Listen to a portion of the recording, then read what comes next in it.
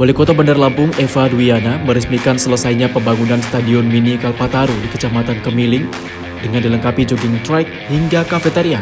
Stadion Mini memiliki luas 13.600 meter persegi, dikelola oleh pihak Kecamatan Kemiling yang diharapkan dapat menjadi fasilitas bagi pembinaan atlet sekitar untuk sarana berlatih guna menciptakan atlet dan olahragawan di masa depan.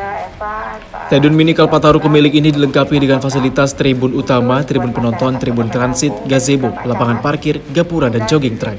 Stadion ini mulai dibangun sejak 24 Juni 2020 lalu. Pembangunan Stadion Mini Kalpataru Kemiling ini menggunakan dana APBD Kota Bandar Lampung tahun 2020 dengan nilai 6,43 miliar rupiah. Dengan peresmian Stadion Mini Kalpataru Kemiling ini diharapkan dapat menjadi fasilitas bagi pembinaan atlet sekitar. Selain itu, stadion ini juga menjadi ruang terbuka hijau untuk masyarakat yang beraktivitas.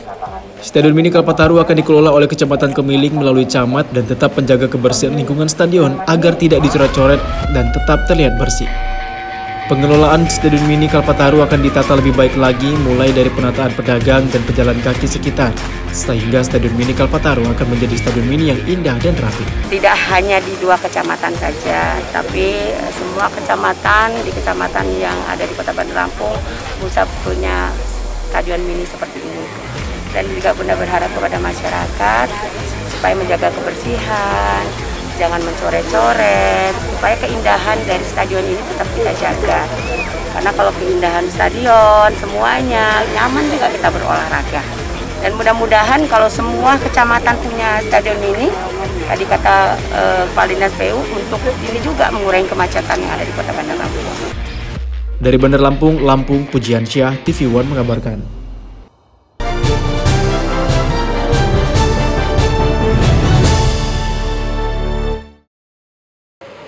Wali Kota Bandar Lampung Eva Dwiana meresmikan hasil pembangunan flyover yang ke-11 yang terletak di Jalan Sultan Agung dengan dibiayai dari APBD Bandar Lampung. Dalam peresmian ini juga turut dihadiri oleh mantan Wali Kota Bandar Lampung 2 periode Herman HN serta sejumlah unsur perangkat daerah lainnya.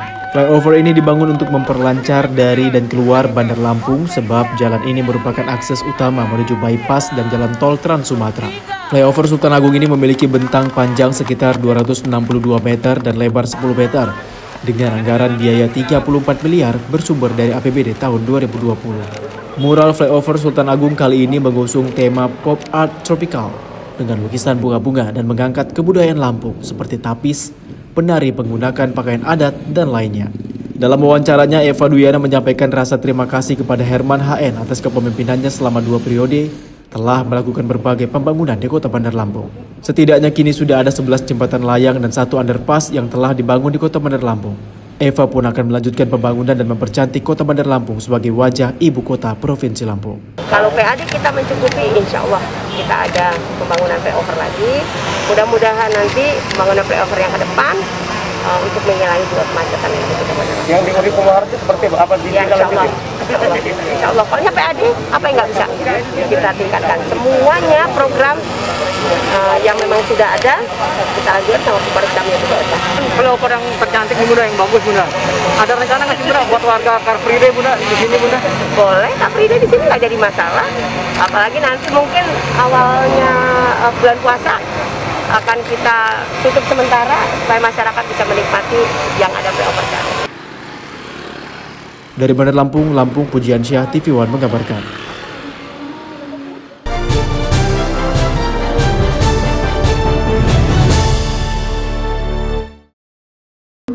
Untuk mencegah dan menurunkan angka stunting di Kabupaten Pringsewu, pemerintah daerah setempat menggelar rembuk aksi percepatan penurunan stunting di Aula Utama Pemkab Pringsewu. Rembuk terbatas dengan penerapan protokol kesehatan yang diadakan secara offline maupun online ini dibuka oleh Bupati Pringsewu Sujadi, didampingi Wakil Bupati Pringsewu Fauzi beserta jajaran pemerintah daerah dan Forkopimda. Rembuk aksi percepatan penurunan stunting yang dilakukan secara virtual juga diikuti Kasubdit Kesehatan Direktorat Jenderal Bina Pembangunan Daerah Kemendagri, Arifin Effendi Hutagalu, dan tenaga ahli kebijakan publik regional 2 Direktorat Jenderal Bina Pembangunan Daerah Kemendagri Imam Al-Mutakin, Kabid Perencanaan Pemerintahan dan Pembangunan Manusia Bapeda Lampung Eka Yuslita Dewi, dan Kabid Kesehatan Masyarakat Dinas Kesehatan Lampung Oki Basuki. Pada kesempatan tersebut juga diserahkan Corporate Social Responsibility atau CSR dari perbankan kepada sejumlah penerima serta piagam penghargaan dari Pemkab Pringsewu kepada sejumlah bank dan kalangan usaha yang telah mendukung berpartisipasi dalam upaya penurunan angka stunting di Kabupaten Pringsewu. Dalam sambutannya, Bupati mengatakan rembuk ini merupakan langkah penting yang harus dilakukan pemerintah daerah untuk memastikan adanya integrasi pelaksanaan intervensi penurunan stunting secara bersama-sama antara perangkat daerah, penanggung jawab layanan dengan lembaga dan pemerintah dan masyarakat. Pringsewu menjadi salah satu lokus untuk penanganan stunting tingkat nasional. Karena itu ini bagian daripada komitmen kita bersama untuk membangun sumber daya manusia. Diharapkan sumber daya manusia akan yang unggul sesuai dengan tujuan kita dan visi misi kita juga. Karena itu salah satunya adalah program stunting. Diharapkan seluruh OPD khususnya yang terkait ini juga terlibat untuk penanganan stunting. Dari Pringsewu, Lampung, Pujiansyah, Nanang, TV One mengabarkan.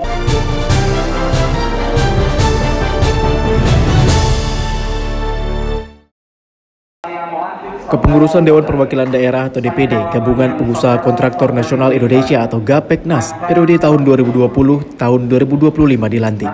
Acara pelantikan ini dilaksanakan di Aula Hotel BBC Bandar Jaya, Kabupaten Lampung Tengah. Pelantikan tersebut dihadiri oleh Wakil Bupati Lampung Tengah, Ardito Wijaya. Dan dalam sambutannya, ia berharap dengan kepengurusan DPD GAPEKNAS yang baru ini dapat bersinergi dengan pemerintah. Ia pun juga berharap DPD Gabungan Pengusaha Kontraktor Nasional Indonesia atau GAPEKNAS yang baru dapat bersinergi untuk membangun Lampung Tengah, terutama dalam bidang infrastruktur. Seperti salah satunya infrastruktur jalan, dan serta dapat menyumbangkan ide-idenya yang inovatif untuk membangun Lampung Tengah menjadi lebih maju. Memang jalan kita yang buruk atau kondisi sedang rusak berat di Kabupaten Lampung Tengah ini cukup panjang.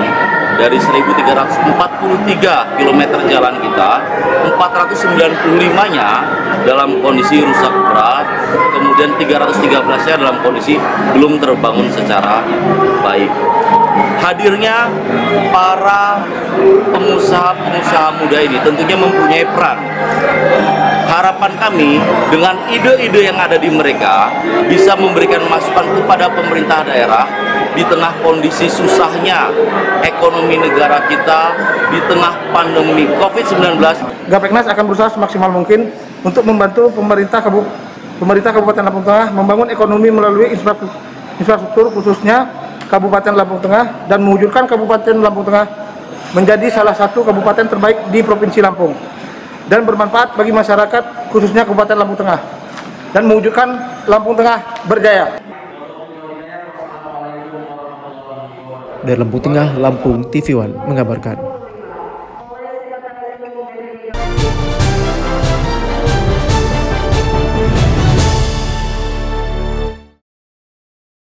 Berbagai upaya dilakukan Dewan Pimpinan Wilayah Ikatan Keluarga Minangkabau atau DPW IKM Jawa Barat untuk membantu menyelesaikan persoalan terganggunya stabilitas ekonomi anggotanya yang terdampak pandemi COVID-19 yang terjadi sejak awal tahun 2020 lalu hingga saat ini. Berbagai terobosan diupayakan DPW IKM Jawa Barat demi meningkatkan kesejahteraan para perantau di tanah Pasundan ini. Upaya tersebut tak lain adalah berusaha melakukan peningkatan sektor perekonomian.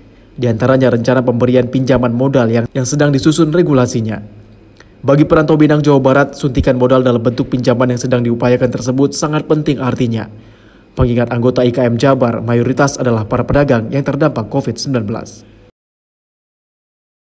Pikirkan para pelaku-pelaku bisnis ini peluang-peluang bisnis dia ke depan, bekerjasama dengan Pemprov Jawa Barat dan Pemprov Sumatera Barat tentunya, tempat daerah asal kami, dan mungkin nanti itu ada pinjaman-pinjaman lunak yang bisa kita salurkan kepada para pedagang-pedagang itu untuk mereka bisa tumbuh kembang kembali. Ya tentu ya Jawa Barat tentu kita semuanya berharap secara nasional bahkan secara dunia ya agar ya COVID ini cepat berlalu, dan memang ya sangat tersiksa lah kita dengan COVID ini, nggak bisa bergerak, nggak bisa berkembang.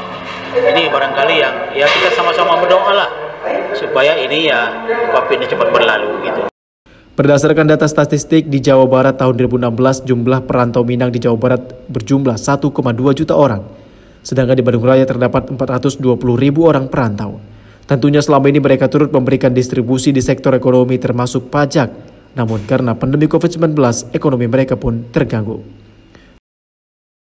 Dari Bandung, Jawa Barat, tim TV One mengabarkan.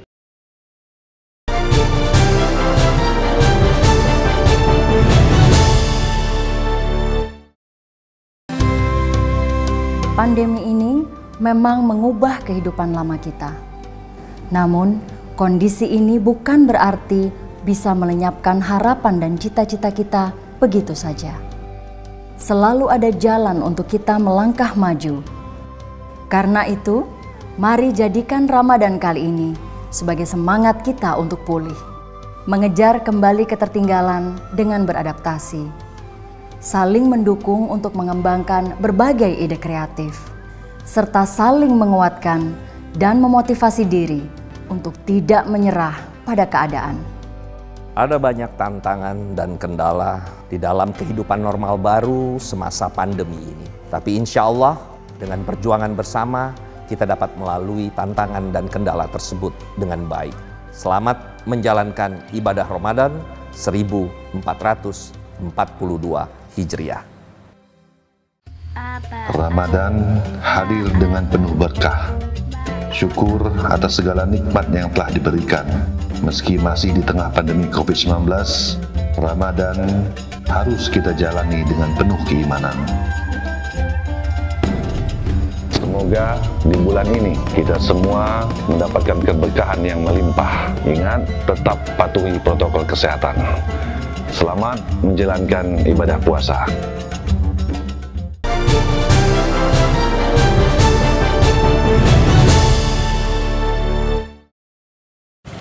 Wakil Wali Kota Palembang Fitrianti Agustinda meninjau langsung jalan rusak sepanjang 300 meter di Kecamatan Sematang Borang dan akan segera memulai melakukan perbaikan.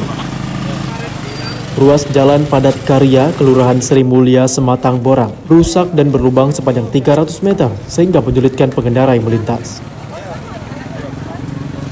Ditinjau langsung Wakil Wali Kota Palembang, kondisi Jalan Padat Karya yang rusak sepanjang 300 meter akan segera dilakukan perbaikan. Selain jalan, permasalahan di tempat ini adalah saluran air, di mana ada saluran warga yang kondisinya sudah tidak baik. Bangunan yang berdiri di atas saluran sehingga menutup saluran. Ini memang kondisinya tidak terlalu lebar atau tidak terlalu panjang, jalannya rusak, tapi kita mohon dari dinas terkait PUPR untuk segera merealisasi keinginan warga ya, supaya memiliki jalan yang mulus. Dan yang menjadi persoalan di sini sekali lagi mengenai saluran. Jadi ada beberapa saluran warga yang memang tidak terkondisi dengan baik, membangun di atas saluran atau menutup saluran dan sebagainya. Oleh karena itu, besok kita akan laksanakan percepatan pengerjaan penentasan beberapa saluran dan juga kita laksanakan untuk perbaikan jalan ya. Jadi tidak terlalu panjang, ada sekitar 300 meter. Insya Allah dalam kurun waktu dekat, minggu depan, ini semuanya sudah betul-betul bisa kita realisasikan sehingga hak warga untuk memiliki jalan dan saluran yang baik itu betul-betul bisa kita berikan. Fitrianti Agustinda meminta kepada warga dan RT setempat untuk menjaga jalan dan saluran yang akan diperbaiki dengan melakukan gotong royong sehingga saluran air tetap lancar dan tidak menggenangi jalan. Dari Palembang, Sumatera Selatan, Gandoko Patra, TV One mengabarkan.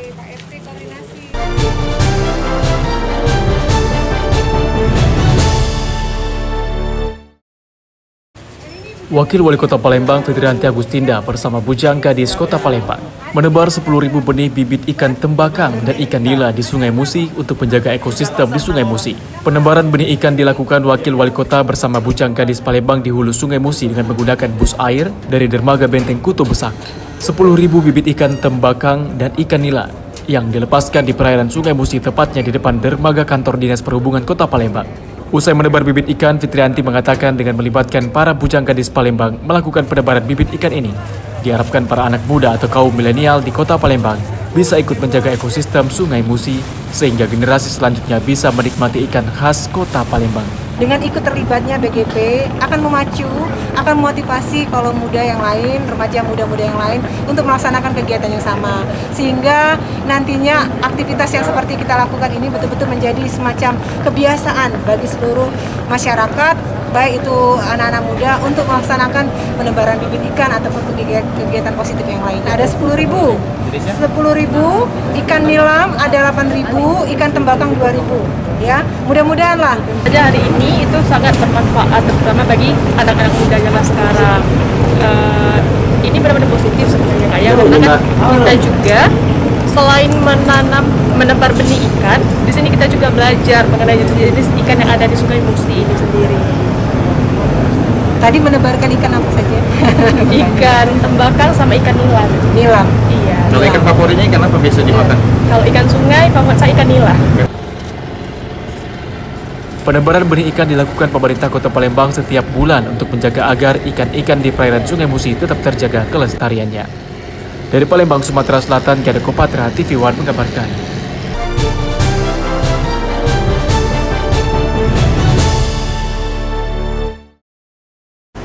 Gubernur Sumatera Selatan bersama Wali Kota Palembang meninjau rencana pembangunan tempat wisata di Pulau Kemaro. Pemerintah provinsi akan siap membantu pemerintah Kota Palembang untuk menjadikan Pulau Kemaro sebagai salah satu destinasi kebanggaan Sumatera Selatan. Pulau Kemaro yang memiliki luas saat air surut 90 hektar dan bila air pasang 83 hektar akan dijadikan tempat wisata baru. Senin siang, Gubernur Sumatera Selatan bersama Wali Kota Palembang melihat lokasi rencana pembangunan tempat wisata di Pulau Kemaro.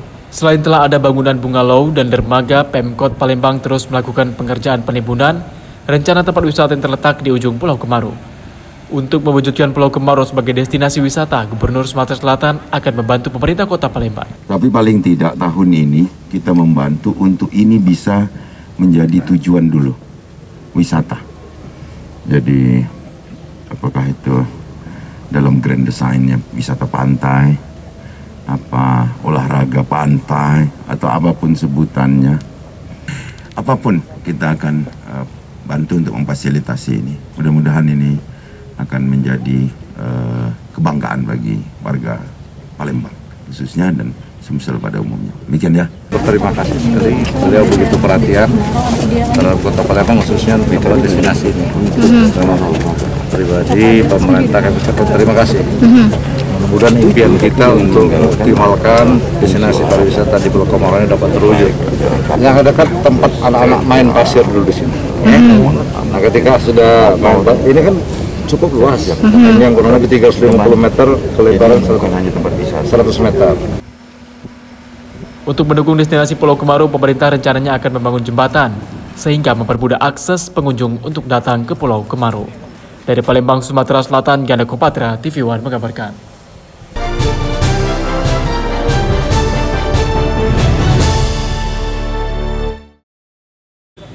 Sekretaris Daerah Kota Palembang meninjau posko pemberlakuan pembatasan kegiatan masyarakat atau PPKM di Kecamatan Ilir Barat 1. 62 kelurahan di Kota Palembang terdata masuk zona merah penyebaran COVID-19. Untuk mengurangi penyebaran COVID-19, pemerintah Kota Palembang membuat posko pemberlakuan pembatasan kegiatan masyarakat atau PPKM di setiap kelurahan di Kota Palembang. Salah satunya di Kecamatan Ilir Barat 1 yang ditinjau Sekda Kota Palembang, Ratu Dewa. Di sini selain posko-posko PPKM, Sekda meninjau penerapan PPKM di Pasar Padang Selasa dan mendapatkan 1 orang tidak memakai masker. Sekda pun meminta posko PPKM dioptimalkan. Selain itu, pasar-pasar dilakukan razia untuk penerapan PPKM. Ia pun menambahkan sanksi bila melanggar PPKM tetap mengacu pada aturan adaptasi kebiasaan baru. Mulai hari ini saya minta seluruh kecamatan sampai ke tingkat kelurahan optimalisasi terhadap keberadaan dari posko. Posko harus mulai optimal.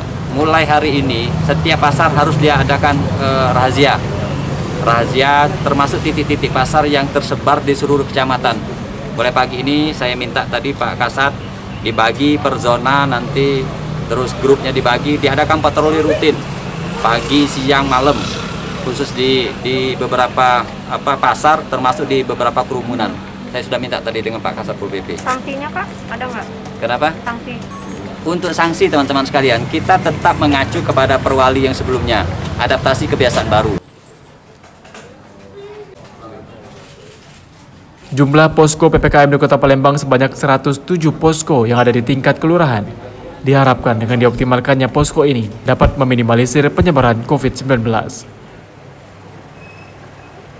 Dari Palembang, Sumatera Selatan, Ganda Kopatra, TV One mengabarkan.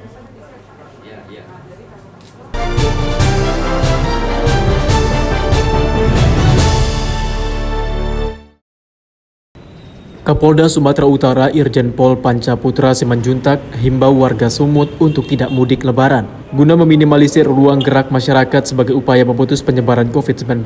Hal tersebut disampaikan saat berkunjung ke kantor TV One Biro Medan beberapa hari lalu. Mengemban amanah di tempat yang baru sudah menjadi tugas wajib bagi seorang pejabat di institusi manapun, termasuk kepolisian. Beradaptasi dengan kultur yang berlaku di suatu daerah merupakan tantangan tersendiri bagi Irjen Pol Panca Putra, Kapolda Sumatera Utara yang baru dilantik pada 4 Maret lalu. Perbedaan kultur di setiap daerah menjadi daya tarik tersendiri sekaligus menciptakan mekanisme baru dalam menangani situasi sosial di dalam masyarakat. Namun bagi mantan Direktur Penyidikan KPK tersebut, menghadapi kultur sosial yang baru merupakan tantangan untuk selalu menjaga semangat dan harapan dalam mengubah suatu keadaan. Begitu juga ketika menyadari dan menghadapi kultur masyarakat di Sumatera Utara yang berbeda dengan daerah lainnya di Indonesia. Dalam menyikapi kebiasaan warga terutama menjelang Idul Fitri nanti, ia dan seluruh jajaran telah menyusun strategi persuasif kepada warga Sumatera Utara untuk tidak mudik ke kampung halaman. Polri bekerjasama dengan aparat pemerintah lain seperti Dinas Perhubungan, kita nanti akan melaksanakan operasi ketupat. Ya, ketupat Toba 2021. Mudah-mudahan itu bisa kita laksanakan untuk apa? Untuk menekan dan memutus penyebaran pergeseran masyarakat dari satu daerah ke daerah lain. Sebelum kita melaksanakan operasi ketupat Toba 2021, saat ini Polda Sumatera Utara melaksanakan operasi keselamatan berlalu lintas. Ini ditujukan untuk mengurangi, meminimalisir, selain meminimalisir pergerakan masyarakat dari satu daerah dan ke daerah lain. Terlebih dengan dikeluarkannya himbauan pemerintah, banyak masyarakat yang mencoba mendahului mudik seperti itu. Dari Medan, Sumatera Utara, tim TV One mengabarkan.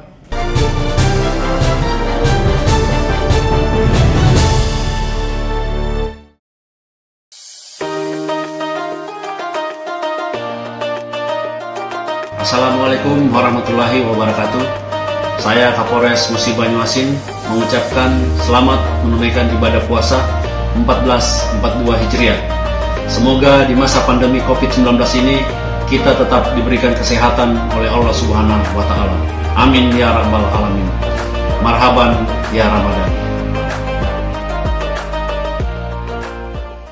Bismillahirrahmanirrahim. Assalamualaikum warahmatullahi wabarakatuh. Marhaban ya Ramadan. Pada bulan puasa yang penuh berkah, mari kita tingkatkan kualitas iman dan takwa dengan memperbanyak amal ibadah. Meski pandemi 19 belum berakhir, kita harus tetap menerapkan protokol kesehatan pada setiap aktivitas. Kepada masyarakat, terkhusus warga Kabupaten Lahad, selamat menunaikan ibadah puasa 1442 Hijriah. Mohon maaf lahir dan batin.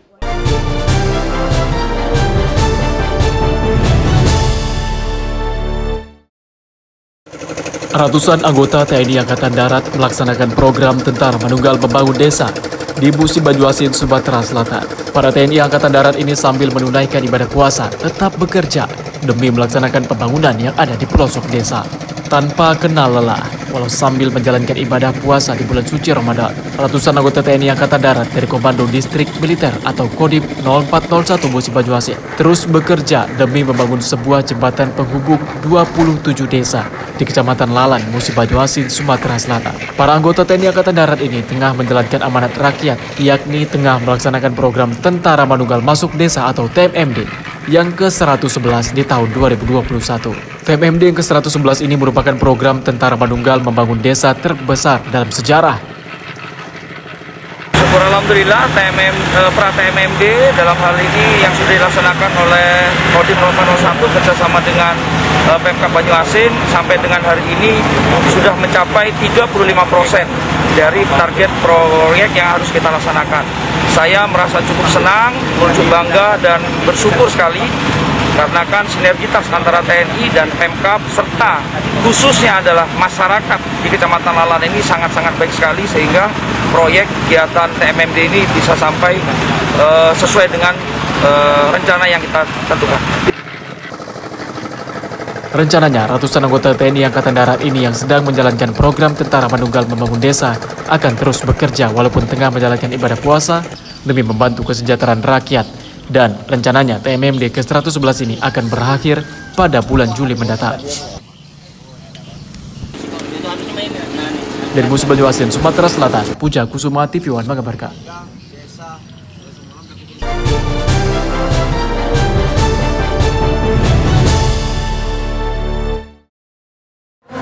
Sebagai bentuk kepedulian Bupati Batubara kepada masyarakat agar meningkatkan perekonomian di masa pandemi COVID-19, Bupati meresmikan Pasar Impres dengan kapasitas ratusan los atau lapak pedagang diberikan secara gratis.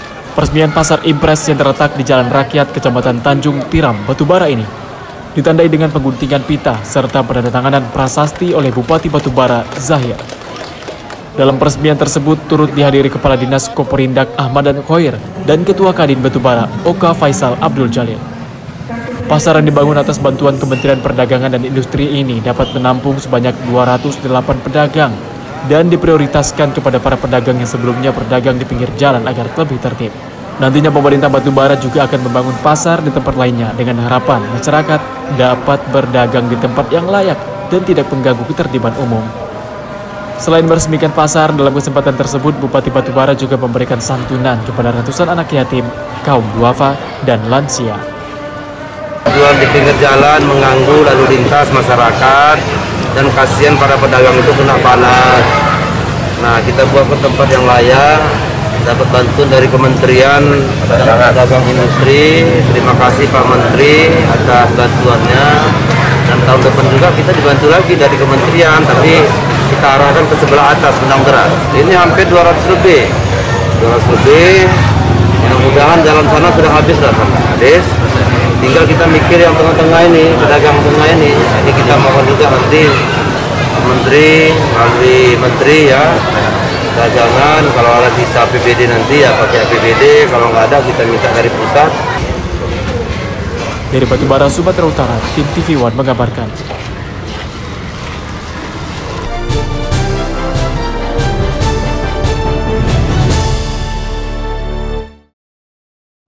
Meringankan beban masyarakat terdampak pandemi COVID-19, Bupati Batubara bersama Badan Amil Zakat Nasional menyerahkan bantuan kepada siswa-siswi sekolah dan lansia yang kurang mampu. Bantuan berupa alat perlengkapan sekolah serta uang tunai dan sembako diberikan secara simbolis oleh Bupati Batubara Zahir di Aula Madrasah Sanawiyah Negeri Kabupaten Batubara. Dalam penyerahan bantuan ini juga turut dihadiri Ketua Basnas Provinsi Sumatera Utara Amansyah Nasution dan Ketua Basnas Batubara Abdul Mu'in. Bantuan yang disalurkan diperuntukkan kepada 581 penerima yang terdiri dari siswa-siswi sekolah tingkat dasar, sekolah menengah pertama, serta sekolah di tingkat atas dan lansia. Ya, kita kedatangan tamu dari Basnas Provinsi, Ketua Basnas Provinsi, Pak Nasution datang memberikan bantuan melalui anggaran Basnas kepada masyarakat yang kurang mampu, kemudian kepada beasiswa kepada anak SD, SMP, aliyah, sanawiyah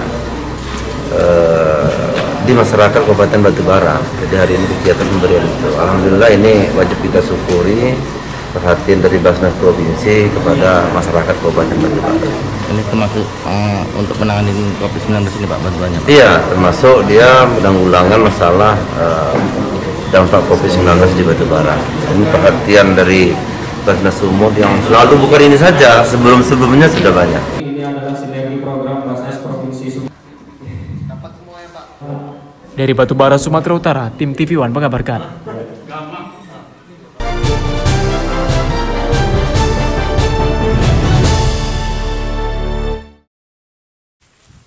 Puluhan warga yang mengatasnamakan perkumpulan penggarap kebun bersama Banyuasin yang ada di Banyuasin, Sumatera Selatan Mendatangi lahan yang sudah 1 tahun ini menjadi sengketa antara warga dengan PT Sinar Usaha Marga. Puluhan warga yang datang ke lahan ini untuk berkebun kembali karena menurut mereka lahan yang menjadi sengketa ini tinggal menunggu penetapan dari Pengadilan Banyuasin Sumatera Selatan yang kuat menurut mereka akan menang dan lahan ini bisa digunakan kembali. Menurut Fatmawati, mereka berkebun sudah 2 minggu ini yang ditanam berbagai tanaman dari pisang dan ubi. Dan warga sendiri sebelum menjadi sengketa, mereka sudah 2 tahun berkebun di sini. Dengan sudah bisanya mereka berkebun kembali, warga bersujud syukur karena kebun ini telah lama mereka garap. Ini kita mulai berkebun kembali nih Bu ya? Iya. Ini sejak kapan ya? Sejak 2 tahun yang lewat kami sudah berkebun di sini. Sudah penggusuran kami masih tetap berkebun tuh lah. Kami punya rakyat miskin. Jadi kita sudah sini berapa tahun Bu sudah berkebun sini Bu? 2 tahun masuk 3 tahun ini. Di Polsek, di pengadilan maupun di Lurah Tanah Mas. Sekarang masyarakat sudah beransur-ansur untuk masuk untuk menggarap kebun itu kembali. Ini setelah ada penyerahan bukti dari kantor pertanahan itu atau usaha negara, sekarang tinggal menunggu hasil penetapan Pengadilan Negeri Pangkalan Balai. Berarti pihak PT SUM sendiri itu tidak ada sertifikat Pak? Tidak ada sertifikat. Sertifikat itu yang diberikan kepada kami, khususnya kuasa hukum, itu palsu dan surat nomor HGB tidak dapat ditemukan di kantor Badan Pertanahan Kabupaten Banyuasin. Sedangkan menurut kuasa hukum dari warga, Zaibun SHMH sekarang sudah beransur-ansur masuk ke kebun kembali karena mereka sudah mendapatkan bukti-bukti. Sedangkan menurut kuasa hukum, surat yang diterimanya palsu sehingga berkeyakinan lahan ini bisa digarap kembali oleh warga. Dari Banyuasin, Sumatera Selatan, Samsul Rizal, TV One mengabarkan.